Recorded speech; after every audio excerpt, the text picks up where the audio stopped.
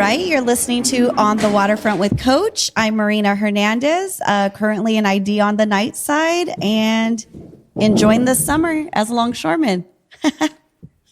Being on the waterfront during the summertime, it's ideal. I used to tell the guys there, sit on the stringer piece there and watch the water and the sun setting, and it's awesome. It's so beautiful, especially night side when all the lights turn on and the reflection on the ocean. It's gorgeous, and the sunsets. Did you work on the 4th of July? This was like the first year I didn't. I feel like for however long I was a casual, 17 years, I worked on the 4th of July. This year I did not. They say it's a magnificent view up there. The crane, all of my friend crane drivers, they say it's better than Disneyland. I bet, because you can see, everything that you can see from Pedro to Long Beach. See everything. That's pretty cool. Right.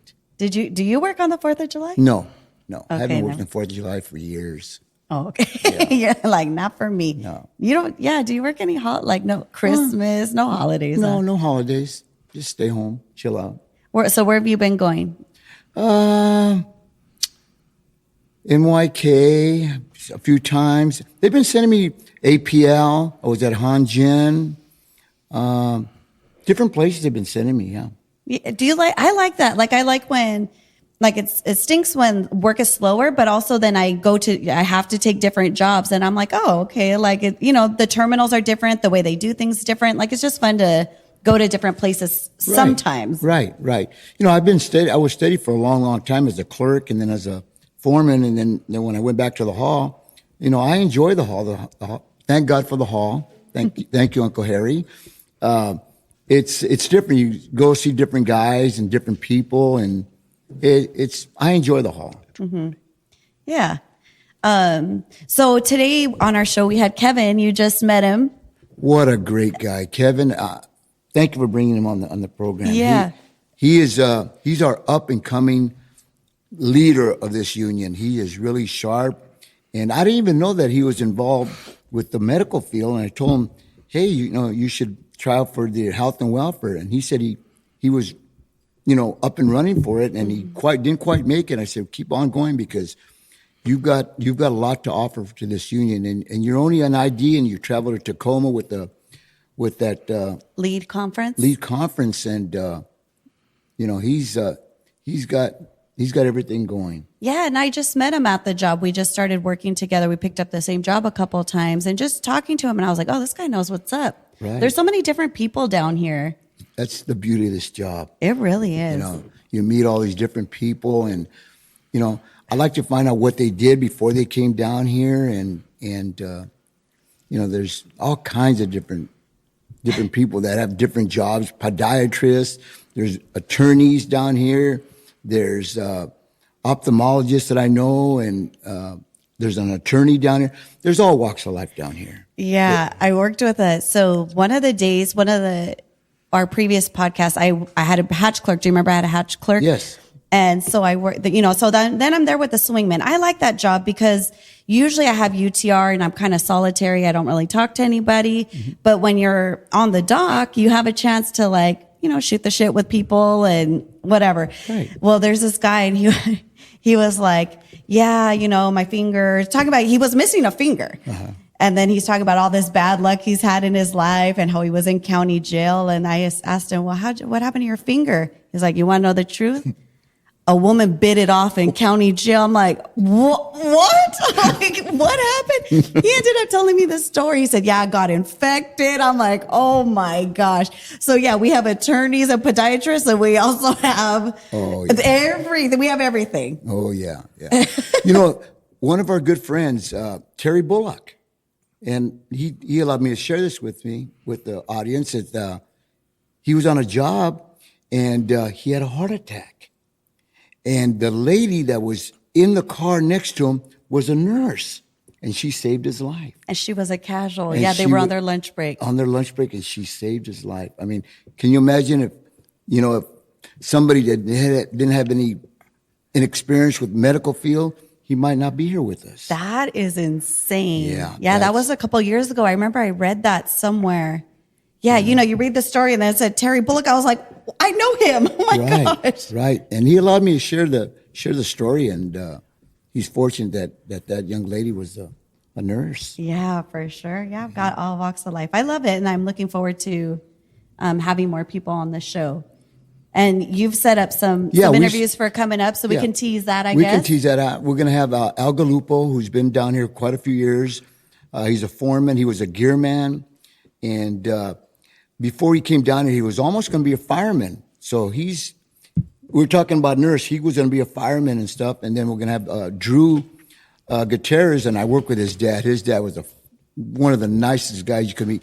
When I became a clerk, he was a clerk for a long time, and he taught me a lot of stuff. So, but Drew's involved with the union. He goes to all the conferences. He does a great job. And then we're going to have Ray Pearson, and all the longshoremen down here have to listen to this because he has all the information regarding PGP or any medical stuff. If you're shorted on hours, if you're shorted on check, if you didn't get paid for vacation, he'll answer all the questions. And he's been down there a long, long time. He's solved a lot of problems. Solves a lot of problems. I feel like that's not a job I would want. No. There was a guy prior to him getting that job. His name was Mike Carmelich. He was in there when I was there. Mike Carmelich knew everything about the union, everything about the hall, the dispatching. He knew all the rules, and he mentored Ray. But that's as far as I'm going to go because Ray will tell you the whole story, and we're going to have him coming up in early August. Cool. So yeah, we got a lot of cool longshore guests coming on. Right. I was also doing some research for the quiz that we did, or the game. I'll say the game that we played, and even just like the customs brokers, like there's people that's their job to be a broker for the goods that are being shipped. And like they have full websites of like, we'll get you the best prices for this and this and this. It's like this industry is crazy. We're the labor part of it. We make it happen, but all the behind the scenes, my God. It's crazy behind the scenes. Yeah. So I kind of want to get into that too. Like, how does this machine work? Right. I have a friend, his name is Ken Devine. He owns a Globecon trucking company for years and years. Maybe we can get him on the program and he can tell us, like you're touching bases right now is, how he gets his stuff over here and where he ships it to and everything. Ken Devine would be a great guy to have. I would love that. Yeah, because I researched, and we'll do it a game on a different one, but like the top imports and exports from Port of Los Angeles. Like I was surprised by some of them. So that would be, I definitely like, let's try to, after we get that first wave of friends and people on them, we'll hit them up. Right. Okay. All right. Sounds good. Okay. So we're starting a new segment and we're here with Buddy's finally on camera. Yeah. Hey, all. Buddy. Hey, all. Thanks. Yeah. So, Buddy, Marina's brother, my dad's son, obviously. So yeah, I produce the podcast, and I'm the voice you hear at the very end. So we just thought we would use this platform that we have and the small following that we're building up to just shout out some causes, community-based things that we kind of believe in and that we think deserve a little bit of attention. So this week I thought I'd put a spotlight on the Harbor Animal Shelter. We recently had an opportunity. We fostered a dog, and so it just got me thinking about just the pets that need help in our area. So the Harbor Animal Shelter, obviously in San Pedro, they do a lot of great work. We adopted one of our dogs there. And so I wanted to shout them out for all the good work that they do, and also just kind of prompt our audience, if you have some extra money to donate, food to donate, supplies to donate, blankets, yeah, something like that. These animals could use some help. They're also, I checked their website today, they're slightly over capacity. So if you have the capacity yourself to adopt, I would highly encourage that, especially versus like buying from a breeder. If you have the opportunity to foster an animal that they have, so not adopt them, but just keep them in your home, that would be helpful as well. Or if you have a stray that in your neighborhood, you can shelter them in your house and then try to find them an owner while you take care of them, just as a temporary home. Especially after 4th of July, a lot of these animals were scared. So I just wanted to take the time to shout outs. A community organization that I feel really does a great job. And I'd also like to thank my nibblings, your son and daughter, for helping out with the podcast. They're especially during the this last interview, they were helping out. So I just wanted to shout out Luna and Fern. Oh, that's nice. Yeah, they're It's doing a good great. skill. Thank you, Betty, for teaching them. That's a really good skill for them. Oh yeah, I mean you got to learn audio and visuals. At the very least, it's helped me just when playing video games with my friends online. Just being able to control the levels so I can play, I can play video games with my friends better. I can listen to the game and also hear my friends talking smack about me. That's it helps with that, and it also helps with something like this. And I'm glad they have you because I'm not. Oh yeah, we know. Okay. Yeah. I am not the person. Yeah. So it's nice that you are up to date on all that stuff because I definitely am not. So you are keeping them relevant. Awesome. Thank you, buddy. Right. Happy to do it, and I'm glad that we're doing this as a family. And I want to thank the viewers for listening in. It's we see all the comments, we see all the likes. We keep close attention to that, and your support is really, really valuable to us. So, like and subscribe, please. Smash that like button. Absolutely obliterate that like button. Hit that smash. Ring the notifications. It helps us continue to do what we're doing. Yeah, and I think we'll just we took a little break because it was. Fern had some baseball tournaments. We had 4th of July, but I think us keeping it consistent is going to be definitely the right thing to do. So we'll try to release an interview every week and then try to be consistent about it. And I like spending time with you guys. So. Yeah, it's fun. Yeah, you're It's cool. fun, huh? It's I fun. enjoy it. Yeah. We're getting a lot of good feedback. A lot of my friends out there, What do they're they watching. say? Oh, it's real informative, and that we're doing a good job. You feel like a celebrity, huh? No. They're like, Coach. Yeah. All right. Well, we'll get to the interview with Kevin. It's again really informative. He's has a lot of information about being involved as a COD. He talked about his Iron Sharpens Iron fellowship and how to get involved in that. The days and times that they meet On Tuesdays at 12 to 1, and they supply lunch. I know. Yeah. At the Memorial Hall. At the Memorial Hall. Yeah. I don't know. I feel like you say free lunch and it's like my ears perk up. All right. Well, let's get to thank you, buddy. Thank you. Thank you, Let's buddy. get to the interview. Okay, I've got them, shoremen. All right. Hi guys, my name is Kevin Salaiz, 137061.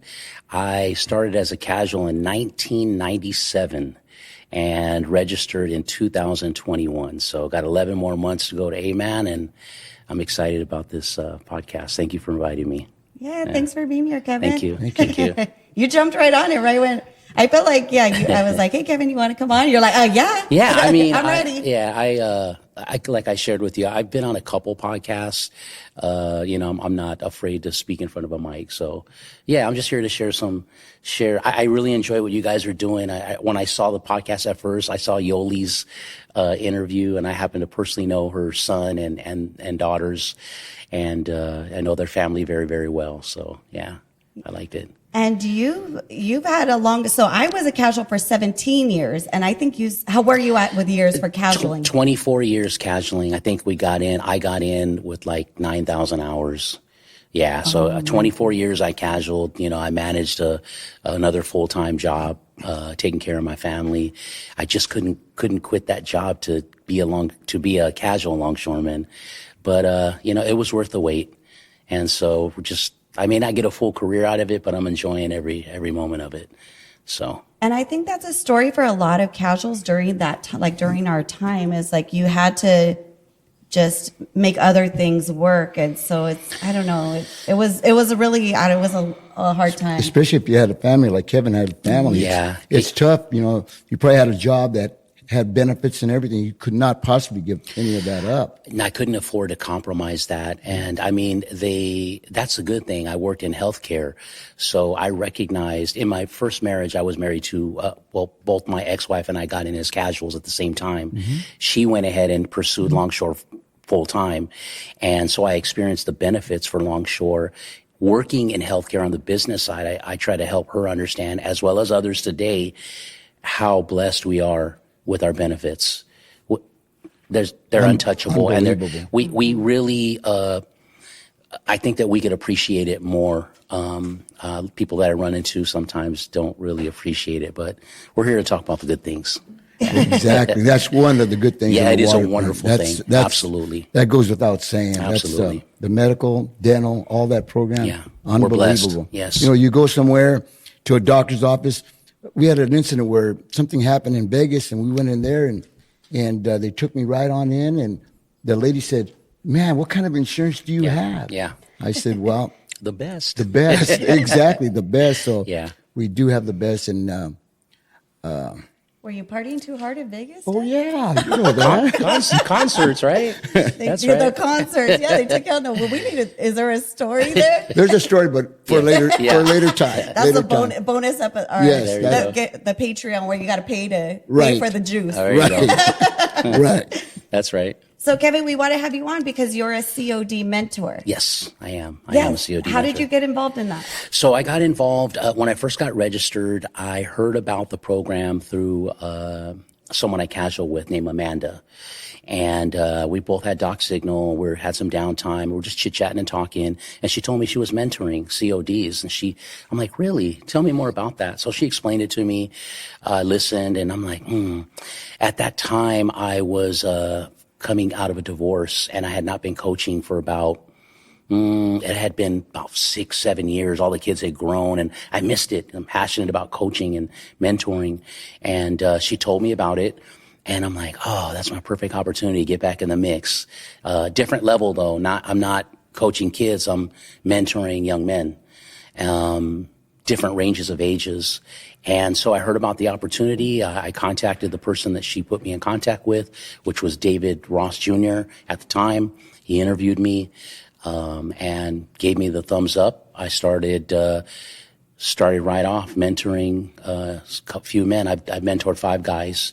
So I'll probably give you a little bit more information than you wanted, but I'll give you more as we go. Yeah. So what was the interview process? Are they just like, are you a nice person? Like, I wonder what were they asking that? Good question. So the interview process was, it wasn't as we think, like, suit and tie or anything. It was just a phone conversation. Mm-hmm. He's filling out, where I'm at, what I do. Obviously, you got to be in good standing. You can't be a knucklehead, obviously. He wants to see what kind of experience you have, what you've done, with other people and such. And so he kind of interviewed me just by asking questions. One of the things that comes into play is you got to have a little bit of time as an ID already. You can't be a casual, number one. You got to be an ID, a minimum of a year, I would say, because they got to see that you've had some experience. They got to see that you're involved, right? It's all about involvement, getting involved. So what else have you done? Have you volunteered for any other things? Okay, so I'll share with him. Yeah, Bloody Thursday, and participate in a fellowship called Iron Sharpens Iron. So he saw all those things. I'm like, okay. All right. And called me back next week and said, hey, we have a group of CODs that are coming in, and we're going to throw you in the mix with some other existing mentors. And so there we go. With your coaching background, a coach to me is a teacher. Yes. They've always said that if you can coach, then you can teach. And obviously, you fit right that mold, being, having the background of coaching kids and everything. Yes, sir. And, I'm sure you're doing a great job by just talking to you right now. Yeah, thank you. I mean, I don't toot my own horn or pat myself on the back. I just let my actions speak for themselves. They have their own legs to walk on, right? Mm-hmm. But I agree with you. Coaching, I spent a lot of time coaching baseball, entry-level basketball, baseball, but my passion was football. Mm-hmm. I have 2 grown sons. I coach them up, and I coached in the inner city of Long Beach Pop Warner specifically. Mm-hmm. And so many awesome In fact, I want to share something with you. I spoke with someone about the other day, and they said, hey, bring it up to coach. I told him, I said, hey, you know what? When I would meet with other coaches as the kids would get older, I say, hey, you know what, guys? I know we're not getting paid for this. I know we get yelled at all the time by all the parents for this, that, and the other. But at the end of the day, we may be the only fathers that these young men have. And so we got to walk appropriately and show them a good example. So that's what I always endeavor. That's part of my passion, is just doing that. So That's awesome. Yeah, thank you. That's correct. That's awesome. Did you coach Pop Warner too? Yes, I coach Pop Warner here in Wilmington. Okay. Actually, I started in Carson. Frank Duran and this guy named Nino, they got me involved in there. 1971. That's when I was born. Yeah. Yeah, That's right. Hey, that's awesome. Started coaching some kids there at Carson, and to this day, some of them kids come up to me and talk to me and stuff like that. I wonder how many people you've coached. Like so many. Yeah, so many teams. So many. So many teams. Yeah. And from like softball to Pop Warner, all that. Right. Yeah, cool. Yeah, that's awesome. Like he was saying, we don't get paid. When I coached at Banning, it was for almost nothing. I coached 1 year in high school football, just one. Yeah. Joe Dominguez and I, my very, very good friend, we started at Banning there together, and we would get paid $15 a week. Yeah. And A week? It's The nothing. booster club would give us gas money. Yeah. $15. And it was like pulling teeth to get $15 from them. But, Right. but now that you think about it, I would have done it for free. Yeah. I mean, it's just a passion. You go in there and being with the kids, Yes. and the kids keep you young. Yeah. That's can what see you that. want. It is you know. fun. You got to have a passion to do it. Otherwise, you can ask any of the players that I coach. I'd be showing up on the field with a shirt and tie and slacks with my whistle around my neck. They remember, and I remember, Coach. We show up.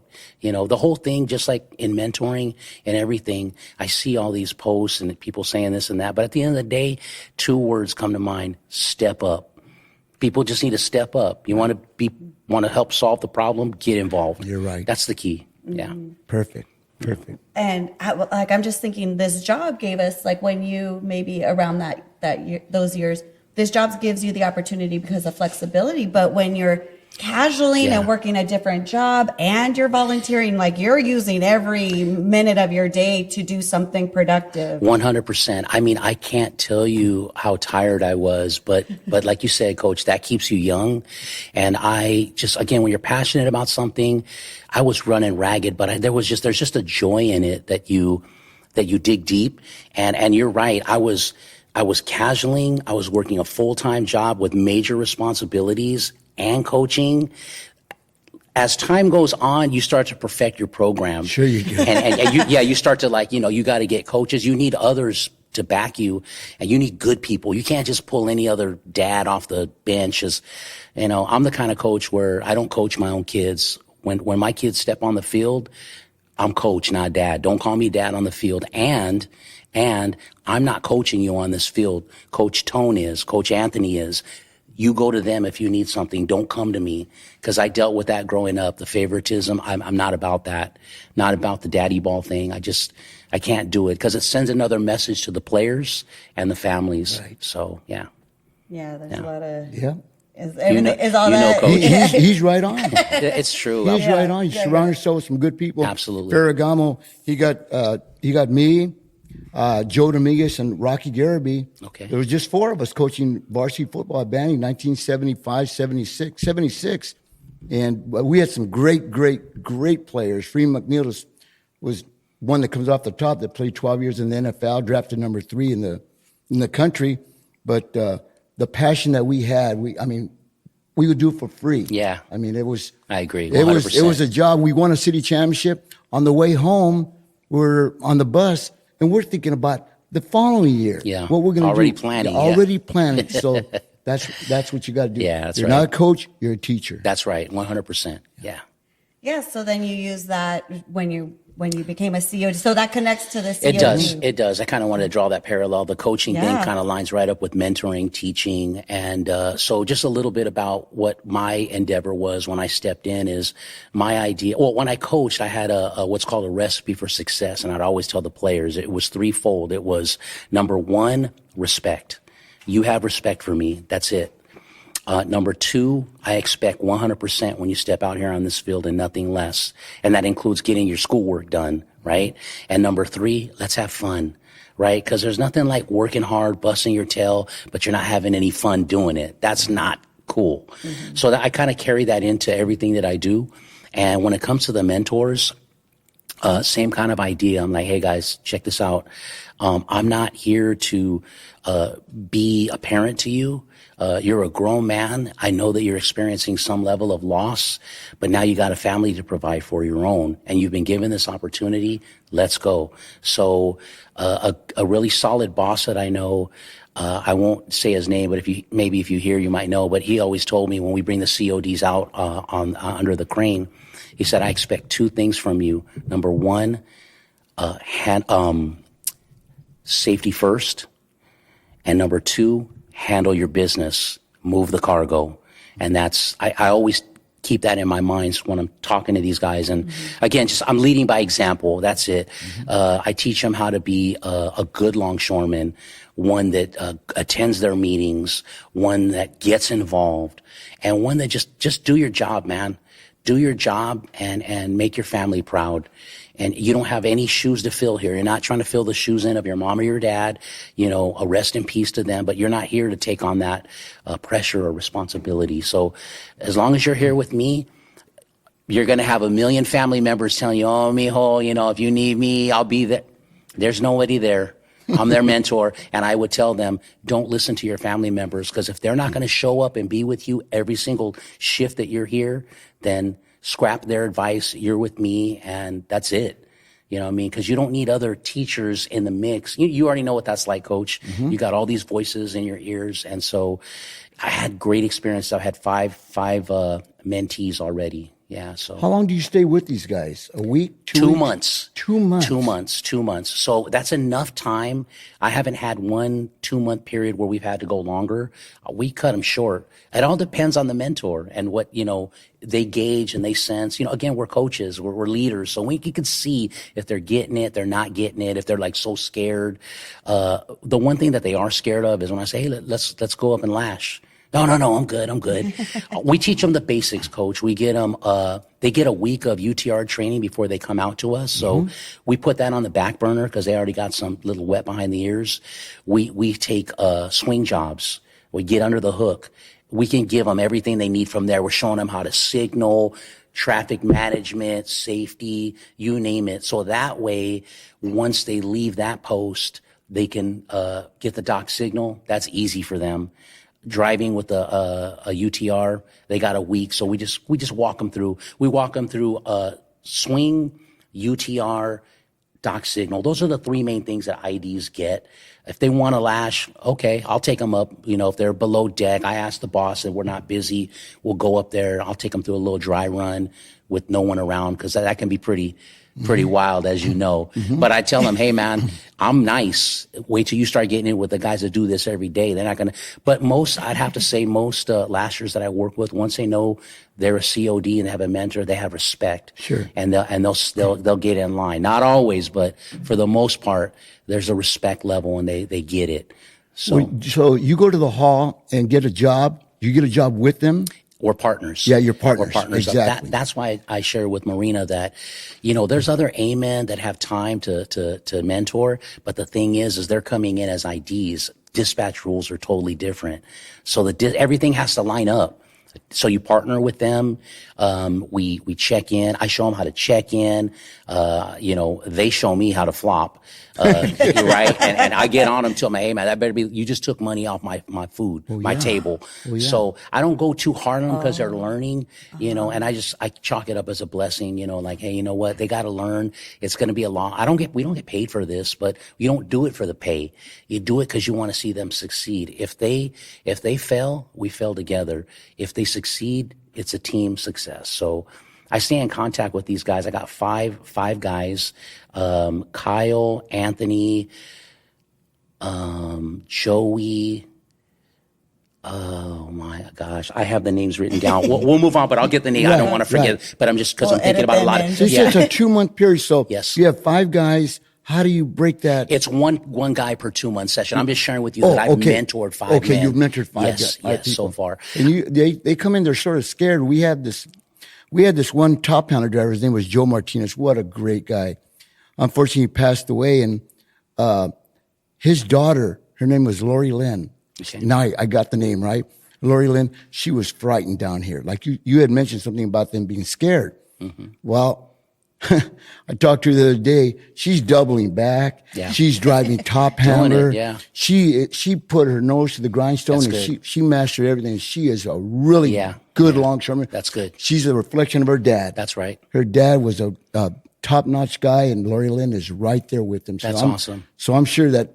Yeah. I again, like I have a group chat with these guys, and I'll touch base with them. Hey guys, checking in with you. How you doing? They don't really respond.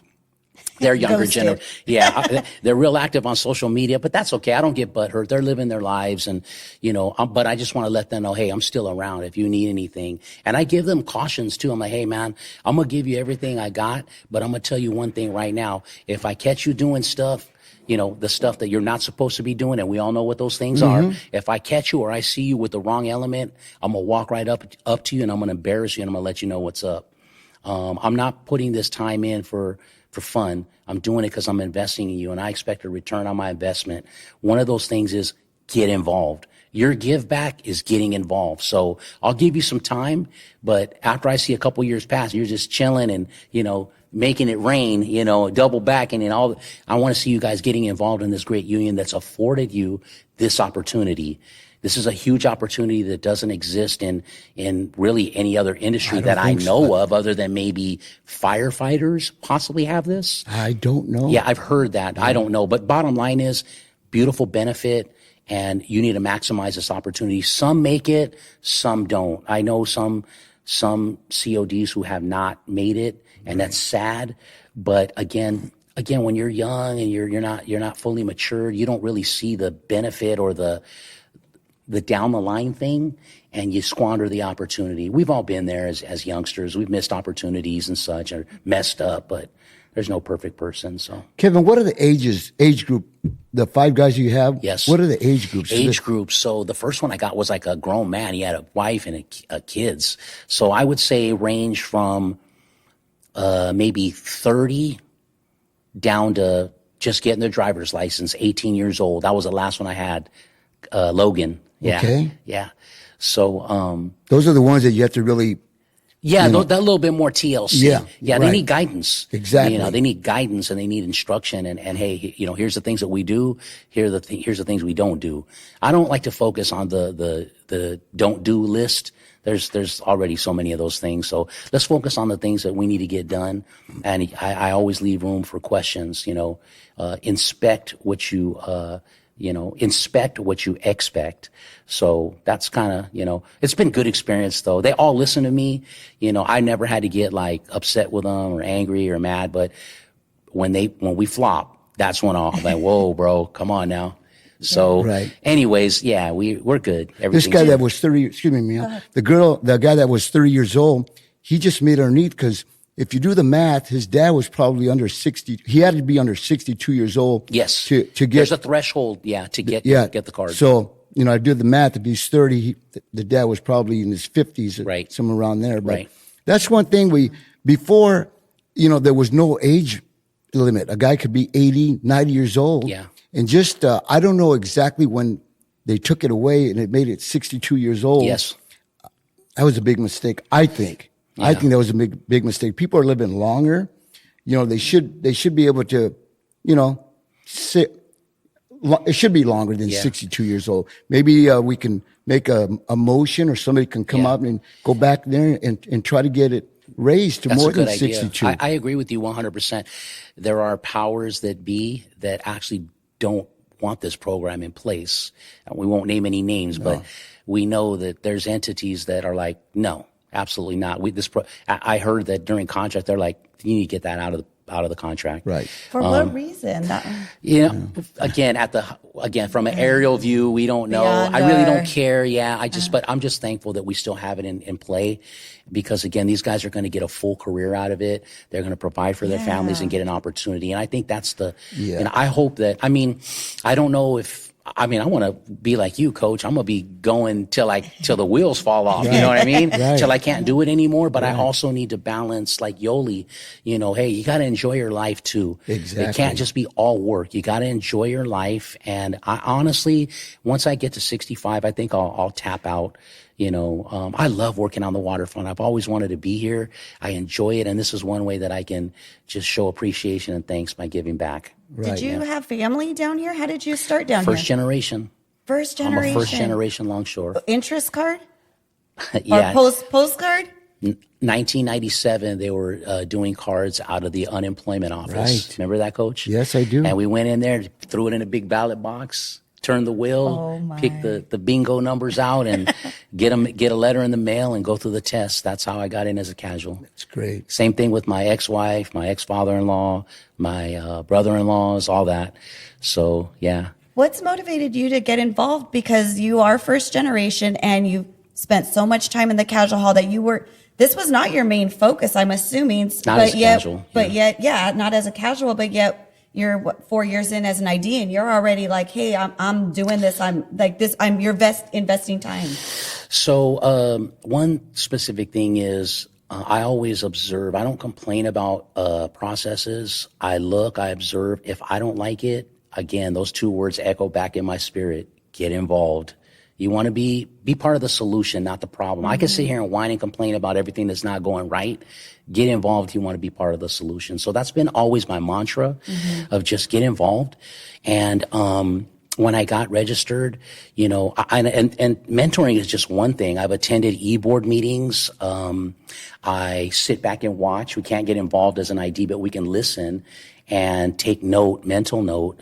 And I'm a servant. I have a servant's heart. I like to be involved, and I just like to serve. And that's I would say, if it boils down to anything, I just enjoy being involved and serving to help make a difference. So, we had Vivian on the program. She was in charge of the welfare. Yes. And I can see by just talking to you right now that you would fit right in that, because you have medical field experience and everything. We talked about that a little bit. You would be here's Endorsement. endorsement. Here's your next guy for welfare officer.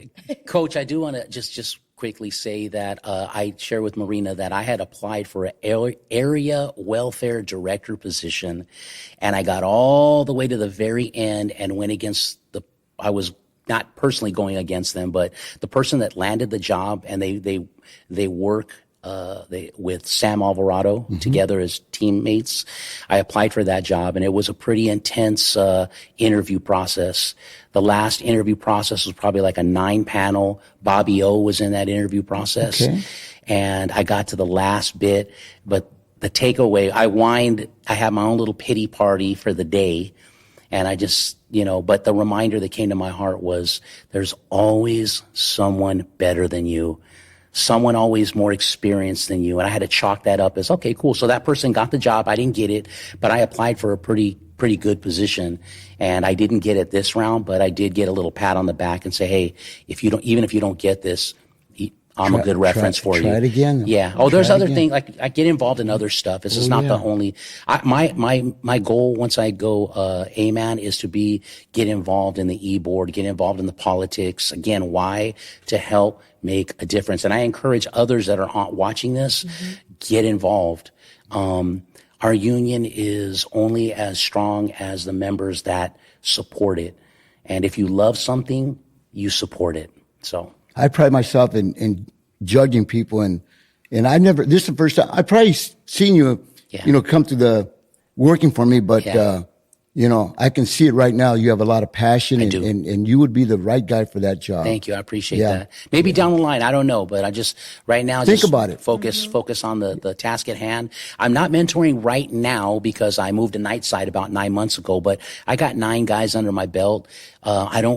I'm probably not going to go dayside again, but I put the time in, and I mentored the guys, and I stay connected, and I still stay connected with the existing mentors and Kim and David and young workers and all that stuff. The lead. Great. So from your experience, what's the mindset of somebody coming into like of the COD?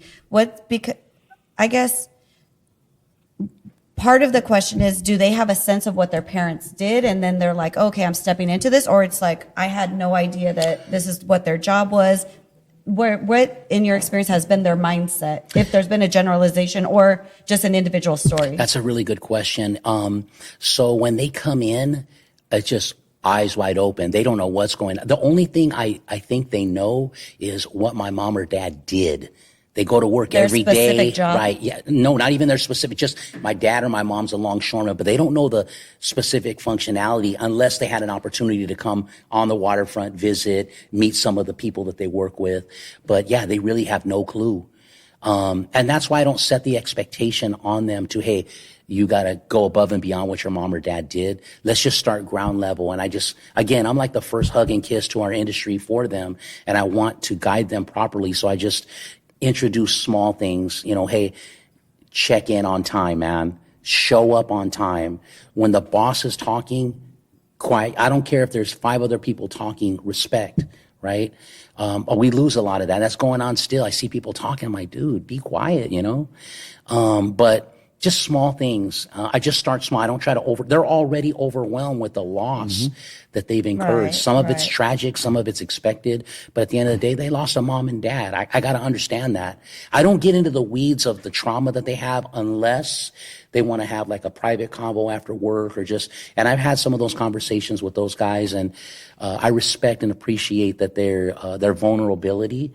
But I'm not that guy, like it's only the job I'm working with. I step outside of my comfort zone, and I'm a father, and, I have 4 sons. So I have that role within my passion that I kind of try to fill also to an extent, I'll get involved to the ability that they allow me to get involved in their life personally. So do you know how long from when their parent passes to when they start the program? Is there a time limit that you have? I believe that they're notified by letter as to there is a time frame, I believe, to respond. And for the most part, people are like, they know right away. It's usually something, if someone's going to pass away, they already have things lined up, like a will and trust or some direction, like, hey, little Johnny's going to get, like, for example, one of the guys I mentored, their father passed away. One of the daughters was a casual. She was a letter Nancy. I was the first Oscar, and I would work with her. So I had a little relationship with her already at work. And I know her. She calls me uncle. And when their dad passed away, in my mind, I'm thinking, she's going to get his book. But there was the youngest son who got it, and I ended up mentoring. She actually called me and said, hey, can you mentor my bro? And, because I knew her and she knew me, and it just was more comfortable. And so we had a good That was a wise decision, because if she was a casual, she was going to already get in with her She's hours. in right now. She's in. So both of them are in, and they're helping their family. So had she had taken it, she would have deprived her brother from not getting in. So that was a great move. I don't know what happened behind the scenes, but they conversed about it, had discussion, and that was a great decision. I agree. Great decision. Yes, that's absolutely. awesome. Yeah. So what else? What's been their, like, the CODs when they come in? What's been their vibe? Are they like, this is overwhelming? Like, are they just take to it, or it's like, oh shoot, I'm not coming back? No, you know what? For the most part, it's like deer in the headlights. Yeah, at first, but I make it comfortable for them, and I'm not holding them literally by the hand, but like it's again, you got to show them the way. It's just like football, coach. You got to show them how to get to a 3-point stance, how to fire off the ball, how to execute your position. It's all about that. So my first thing is when they show up, I'm like, hey, we meet at a certain time at the hall. We get our job. We go. All the extra talk and with other people, we'll get to that later. But we get to the terminal, and we get there a few minutes early. We check in with the boss, not to get favoritism, but just to let the boss know, hey, I'm a mentor. This is a COD. I want that boss to know who he's working with. He needs to know who's on his payroll, because if he has someone that's brand new, he's got to keep an eye on him too. They have their responsibility. So I believe that brings comfort to a boss, knowing that you have someone that's helping them. That's helping the boss. Right. So we check in with them and we let them know, hey, this is what's going on. All right, cool. And so sometimes they'll hand us a specific break together, just to, because they know we're doing something. No favoritism, just, hey, we're going to give you both the 9 to 11 break so you guys can, come back with each other. And that's when I use that opportunity to talk a little bit. We'll go grab a bite to eat and just shoot the breeze and all that stuff. Just get to know them. That's it. It's all about building relationships. So, the CODs were that program was implemented when their dad or their mom, passed away. Yes. Then they would take over and be the head of the household. Yes, that's the whole intent of it. That's the whole intent. Yeah. Here's the only thing that I would change. Yeah. That, say for example, a crane operator passes away. Yeah. He's at the highest rate of pay. Yes. The COD comes in, going to be at the bottom level of pay. Yeah. I would bring that person, that COD, they still have to meet their obligations to be an ID, 5 years or whatever it is. Yes. But put them at that rate of pay that their dad was at. I can't say that I agree or disagree with that, Coach. Right. But I will tell you this. It's all, here's what I've learned. I'm sure that you can agree. We can all agree with this. When you hand somebody something, you appreciate it less. When you work for it, you really appreciate it. I mean, that's just kind of the way I see it. I'm not disagreeing with you, but everyone has an entry level. They don't get the casual experience where we can all hang out and go meet up and go to the terminal. These guys are all on their own. So I think they get started off at a good pay level, entry level, and they got to work their way up and get their incremental raises. I think that teaches them something. Because again, if you just hand it to them, think about giving an 18-year-old young man crane pay coming in. He's going to lose his mind. I mean, let's just keep it real. His buddies that he parties with are going to be like, yes, they all on. You're right. But if he wants to support that family, now a check from a brand new ID is a lot different than, so they may need that money to go over the top. That's just something I agree with just thinking about. Yeah, no, that's good. That's good. You're right. I feel like the operator should plan for, they need to have a little nest egg on the side. It's all part of being a responsible longshoreman. That's part of it. And again, most of these kids are living at home with their families. So, and again, part of being in this wonderful union that we have is our union makes provision for the loss of a family member, right? Through the pension, so there's other things that I believe are lined up to take care of that wife or whatever, to get them by until little Johnny gets in the mix and starts learning how to go to work on time. Because a lot of them are just like, just chilling, at home, living off the fat of the land, Right. Yeah, they went from video games on the couch to, hey, you're the head of the household. Well, I just want to get more money for the kids. That's all. No, Coach, I'm with you. I'm 100%. Yeah, that's right. Yeah. And something you said too that I just thought about is, you're right, they don't have that casual experience. I feel like that's where you build your bonds. Like my closest friendships down here are my friends that I was casualing with. We went through it together. And then when you're an ID, and you're driving UTR, it's a little isolating. You don't always see, unless you go to the same terminal, you don't always see the same people. So it doesn't feel like how it would feel in a typical office where you're like, oh, I work with Eddie all the time. I work with Kevin. It's just like, oh, hey, I'm going to work with you and then I'm going to go home. Right. It's a little different experience. And maybe a little isolating. Totally different. Yeah. Coming in from a COD as being a casual. Most definitely. Yeah. Most definitely. Yes. Yeah.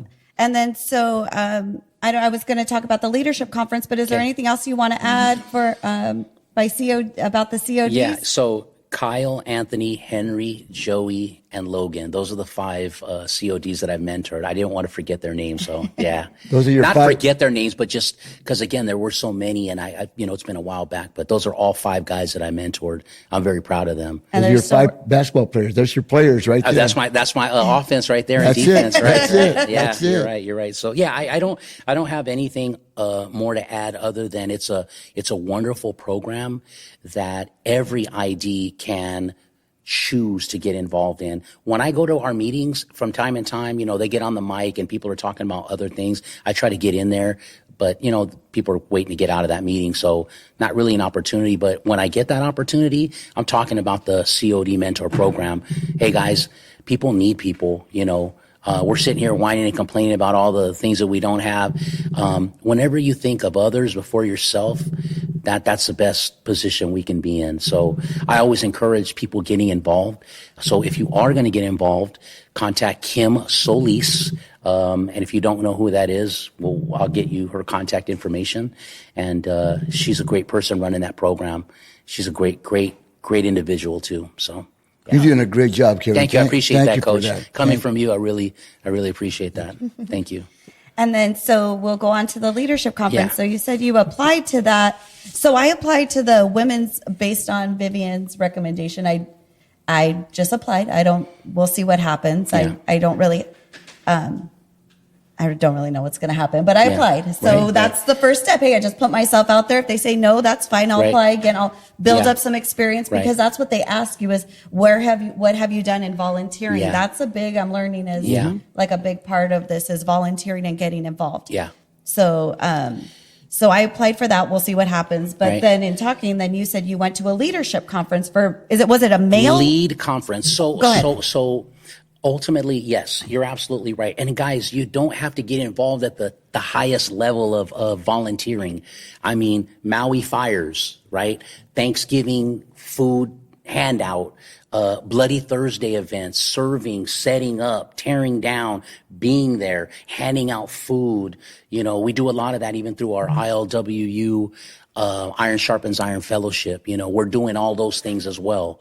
So you don't have to go to the top, but that's kind of a top tier, like going for one main thing, like a women's event or the lead conference, right? So I saw an opportunity through our bulletins. Again, you find out about these things by reading your bulletins. If you don't read your bulletins, then all you can rely on is word of mouth. Half the time word of mouth is good, half the time it's not, right?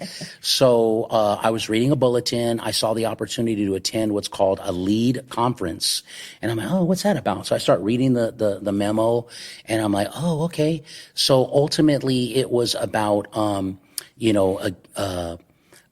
if you want to see a change in your union, you want to be part of, I didn't even know what it was about at the moment. I just I'm going for it. I read the description. I'm like, that's me. Let's go. I want to make an improvement in my union. I want to get involved. I want to continue with integrity of our industry and make it better. And that was the whole intent of applying. So I applied, like you, I went online. They asked me questions like, what have you done within your local to be involved? I mentioned all those things. But I think the thing that stood out to them, I don't know, whoever approved me, thank you. I'm thinking they saw the mentoring of CODs, which as a matter of fact, COD, I believe was our international president, Bobby O. I believe he was a COD. Jesse Ungi Lopez was a COD, and I know there's some others, David Ross Jr. So anyways, with lead, I applied. Honestly, didn't even expect to get selected because I'm thinking, oh, that's for people that are like the Vivian Malauulus of the world. I'm out. But hey, I'm still going for it, right? Yeah. I went for it. Got an email back. You've been approved to attend lead conference, week-long conference. They hold it every year somewhere different. Went to Tacoma, Washington. The local was kind of like overseeing it, local 23. And so I'm like, wow, what an opportunity. So flew out with David and some other. Honestly, I was the only ID selected in our local to attend this event. So I felt very blessed. Everyone else were amen, clerks, dispatchers, and I'm like, wow, this is amazing. I felt like a superstar going, but I knew there was a responsibility, not just to go there and have a good time, right? And so I went. They had breakout sessions. I hope that answers your question. I know you'll probably get more, but that's what I did. I just applied. I went for it. And that's what other people can do. Again, 2 words, get involved. If you're getting involved, it would make the people that are going through these applications like, oh, they're already involved. They're in the mix already. They're serving people in the union. They're going. So I mean, if I'm in a leadership position, that's what I'm looking for. You know, are you doing the job? Okay, great. I'll consider you. If you're not, you're just applying because you want to go have a good time. They know who those people are, right? In fact, somebody commented to me, I won't say any names, but they were like, what? You got chosen to go to lead? Man, I applied for that and I didn't even get picked. I didn't know how to take that.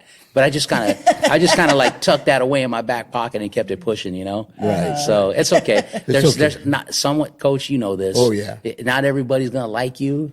Not everybody's going to approve of you. That's okay. It's fine. Yeah, that's fine. No problem. Like Fernando told me, where there's sun, there's shade. Someone's That's a good one, shade right? there. Yeah, I That's know. right. I was There's like, always I like haters that. out there. It's good. It's all good. So what were some of the topics that were covered? So the lead conference was just this past, It was wasn't- it this year or last year? It was this year. It was this year. It was in April. It was just a few months ago. And it was an amazing experience. I never been to Tacoma, Washington. I've been to Washington State, but not there. And they had it at a hotel. Now, the people that were involved in this huge lead conference, it's an international event. It's not just our local. So everyone from Vancouver, Portland, Washington, California, Frisco, Oakland, all the way to Hawaii, down to San Diego, including Port Hueneme. The entire international was represented there. Some of the people that I didn't even know we had locals at. And so everybody in one house, just talking about change, talking about our industry, sharing history. We had breakout sessions all week long. There was no rest. There was no rest. Like we were going. But some of the cool events that they had during it was they took us on a little trip to the Local 23. That was an amazing experience. So it's kind of like picture going to our Memorial Hall and they're showing whatever we have on display.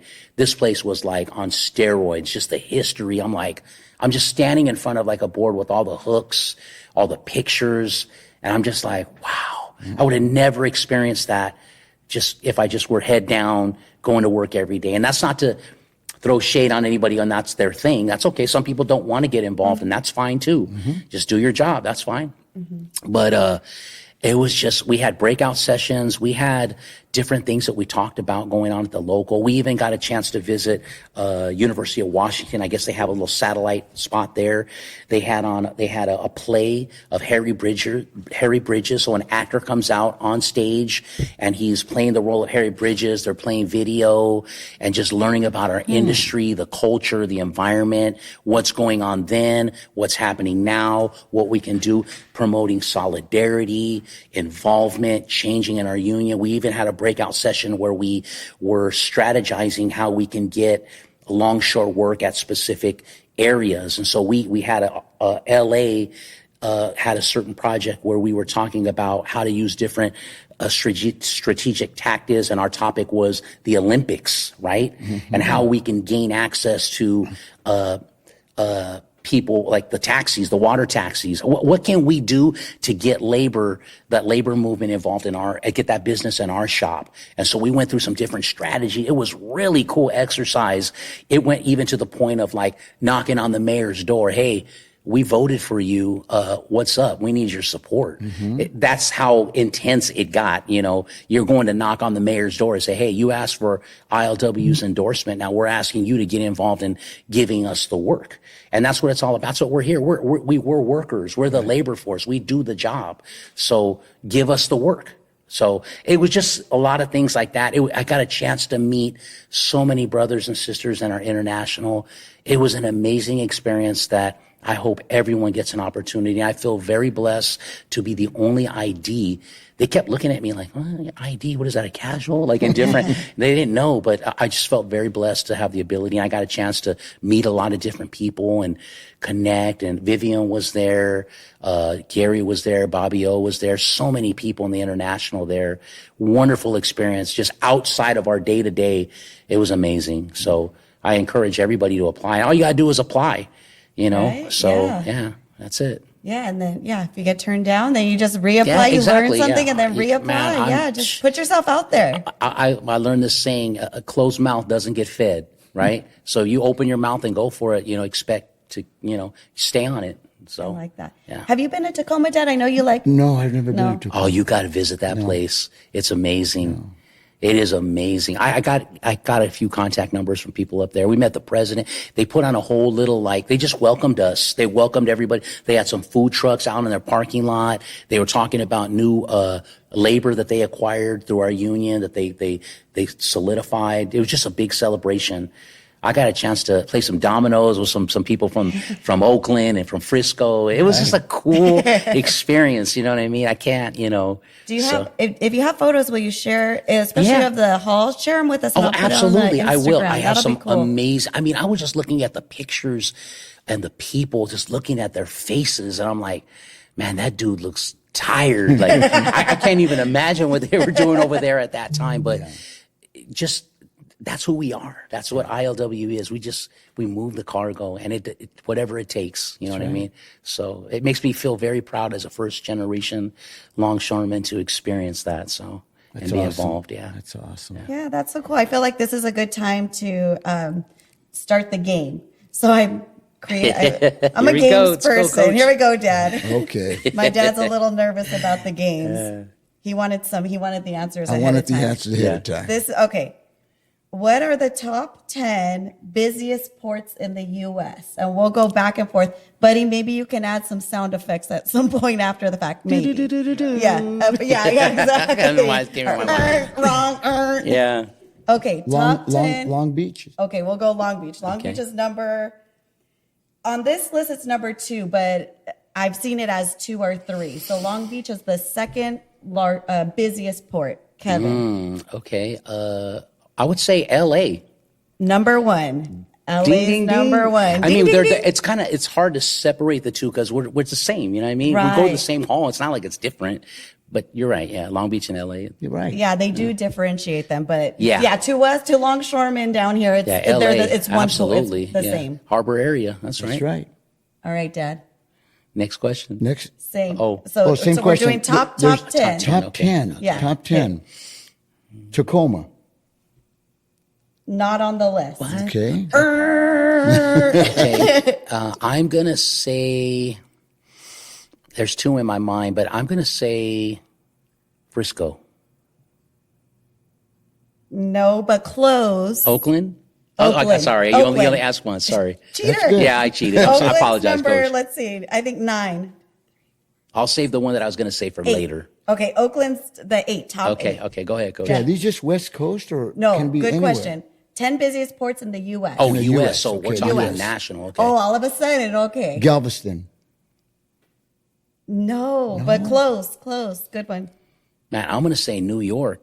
New York, number 3. New York, Okay. New Jersey. They combine New York, New Jersey. Yeah. That's number 3. That's probably like the Long Beach and L.A. of longshore over there. But the hint was at Galveston. You said Galveston, Texas. Right. That was close to one of the. So another Texas port. Texas port. And well, while you're thinking, there's over 200 ports according to the US.gov. Their there are a lot. There's like over 200. Yeah. ILA is big on the central and east coast. Right. Yeah. All right, Dad, you go. Atlanta. Atlanta, yes. Oh wait, no. Sorry, Dad. No. Yeah, we're from the west. So we're west. We'll name them all. Yeah. Well, last guess, and then I'll name them. Okay, you said Texas, right? Yeah. Okay, she gave us a hint, Coach. I'm gonna say Houston. Houston. Okay, yeah. Yeah, Houston. Yeah. But that seems more inland because when we visited family in Houston, and did you go down to Galveston? Galveston. That's near Galveston. It's not far. I think it's like maybe an hour away or something. Somewhere. I went to Galveston. They got waterfront near there. Yeah. Yeah, it's like you wouldn't think Houston because it seems more landlocked. Yeah. But yeah, that's something my dad likes. You like to go visit other halls and stuff to see how things are run there. Yeah. Tacoma, Local 23, Coach. You'll love it. Actually, they have on their walls like a history when ILWU before it came into play and how the ILA was at the top first and just the history and the story. That was cool. Yeah. Okay, so what are the other ones? Okay, so the other ones are, so it's Port of LA, number 1, Long Beach, 2, New York, New Jersey, Port of Savannah, Savannah, Georgia. Georgia is the 4th largest. Okay, you should have given me that. That's true. He did say Atlanta, but I it is said in Atlanta. the same Oh, is vicinity. it? See, I I didn't think know. that's what Coach meant. That's what you meant. That's what I meant. Thank That's you. right. Then Seattle, Okay, yeah. Virginia, Houston, Oakland, and then South Carolina ports. So those are the top. I think I just screenshot 9. But I don't those know are the why I was top. going to say Hawaii. That's because I'm thinking of Matson, you Right, know. right. But that's really a small operation in the big scheme of things. But no disrespect to the brothers and sisters in Hawaii. Right. For sure. Yeah. Yeah. When you consider that is, that's how they get all their, so it's busiest for them. Yeah, that's, it is that's busy for how them. they get Yeah, they got, everything. yes, that's right. Have you been to a Hawaii? I didn't go to the hall there or anything. No. like that, Okay. no. We gotta make Yeah. a special trip to Oh, Hawaii. you love for it. that. There's a local for every island. Yeah. I think they're local 152. 142, I think. Maybe one. And if I'm getting it wrong, brothers and sisters, I'm sorry. All I know is that they have they don't just have longshore division. They have hotel Hotels. workers. They have Right. medical staff over there. I met a lot of them at the conference. That was amazing too. Right. Yeah. So. Oh, cool. Yeah. Yeah. Well, thanks for being here. Yeah, Kevin. thank you for inviting me. I'm happy to be here. I'm happy to be amongst company. I'm glad I got a chance to meet your daughter. I've worked with her. We got a chance to know each other working at a local terminal here, and now I get a chance to meet you. I heard a lot of good things about you, so thank you for welcoming me, inviting me. Last thing I want to say is that I also participate in Iron Sharpens Iron. It's a fellowship that they hold every single Tuesday from 12 to 1 during the lunch hour on the day side, and their mission is just to work and support all the longshore in the communities. They share God's word, the Bible. So if you're looking for a Bible study or just you want to fellowship with other people in the community alongshore, right there down the street every Tuesday, 12 to 1, free lunch included. Right. And we don't do a podcast, but we do a live broadcast. So, Oh, cool. Yeah. Where Thank do you for sharing that. Yeah. Where do you want to say where you guys meet? Where do you yeah, guys we meet? meet at the Memorial Hall every single Tuesday, 12 to 1, free lunch and free fellowship.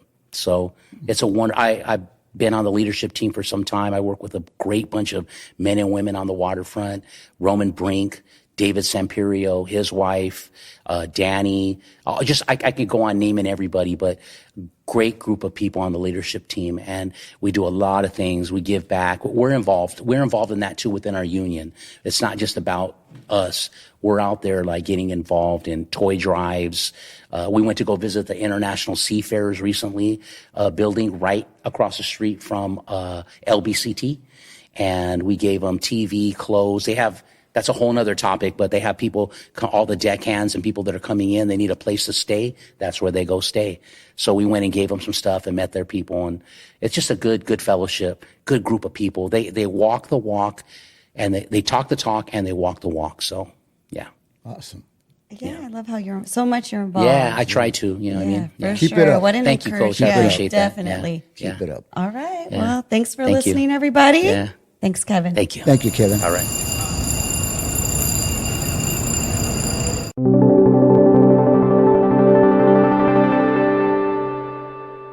Thanks again for listening. This has been On the Waterfront with Coach, hosted by Edward Barreras and Marina Barreras Hernandez. Production and engineering by me, Buddy Barreras, and recorded in collaboration with the Avalon Arts and Cultural Alliance. Proudly made in the heart of the harbor, Wilmington, California.